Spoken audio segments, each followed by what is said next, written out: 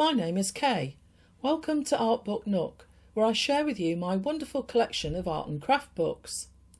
Colour mixing is one of those skills that appears simple until you're standing in front of your paint palette and wondering why everything has just turned to mud. Today I'm sharing a small but practical book, The Watercolour Painter's Pocket Palette by Moira Clinch, which aims to give painters clear visual guidance on mixing watercolours with confidence. Colour mixing in watercolour can feel overwhelming, especially when you're trying to work quickly or away from your studio. The purpose of this book is to give you an at-a-glance guide to more than 800 colour mixes. It's a very practical approach and one that can save a great deal of trial and error, particularly if you're still finding your way with colour. Most watercolour artists tend to work with a fairly simple palette of around 12 colours. Exactly which colours you choose is very much a personal decision and something that naturally evolves the more you paint and experiment.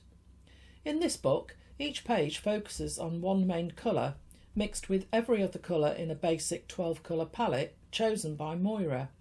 She's very clear, though, that this is simply a starting point, an invitation to adapt the ideas to your own palette and painting practice. When it comes to secondary colours such as green, orange and purple, these can of course be bought pre-mixed. However, mixing your own opens up a much wider range of colour possibilities. The book includes several pages that show how to mix a broad variety of secondary colours, giving you a clearer understanding of how those colours interact on the palette. Every watercolour pigment has its own individual characteristics, and in Moira's book the pigments are carefully coded to help you identify those different properties. Transparency is one of the most engaging qualities of watercolour, allowing you to create subtle optical effects through layering and movement. It's worth remembering that no two pigment mixes ever contain exactly the same amount of water, and that the mixture with more water will always flow into the one with less. Some pigments mix smoothly and evenly, while others naturally granulate, creating broken colour and interesting surface texture. At the top of each pigment page, Moira lists the relevant symbols, making it easy to understand how each colour is likely to behave before you start painting. Here we can see swatched examples of two blue pigments, cerulean and cobalt blues, each mixed with the other colours in Moira's basic palette. At the bottom of each page there's also a large swatch of the single pigment, with a stroke of each of the remaining 11 colours layered over it once the paint has dried. Moira continues this same clear format throughout this book, applying it consistently to each of the pigments she's selected for her basic palette. The pigments are grouped into colour families, and at the end of each section Moira reflects on how she might use those colours in practice. In the case of the blues, she includes a lovely skyscape, illustrating how those pigments can come together in a finished painting. We've now reached the green section, where Moira looks at 4 purchased greens: Terra Verte, Viridian, Sap Green and Hooker's Green Dark. It's very interesting to compare the variation you get across the different mixes and observe how each of these greens behaves when combined with the rest of the palette. Here we see swatches of greens mixed from the blue and yellow pigments in Moira's palette. Beneath each individual swatch, Moira has shown the pigment ratios she used, which is particularly helpful as some pigments are stronger than others. This makes it easier to understand how each mix was achieved and will help you to replicate these results more accurately in your own painting. Moira used a variety of greens in her landscape painting of Rydal Water. To convey a sunlit summer scene, the underlying mixes lean towards a higher ratio of yellow to blue, creating lighter, warmer greens that capture the feeling of bright summer light. The book continues through the remaining pigment groups: yellows, oranges, reds, violets, the earth colours, Payne's and Davies greys, along with ivory black and Chinese white. I'll leave you to enjoy these pages for a moment, accompanied by some lovely music, and I'll join you again shortly.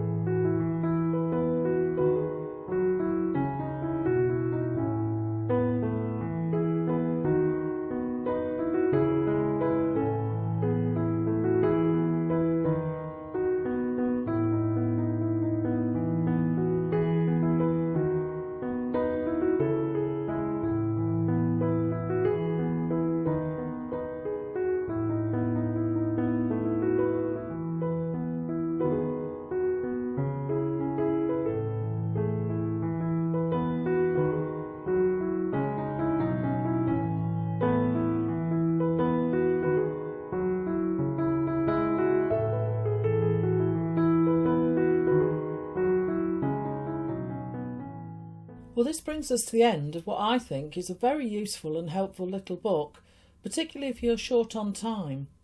Creating swatch charts like these, whilst very enjoyable, and they're a fantastic way to really get to know your own pigments, they do take a fair amount of time to produce.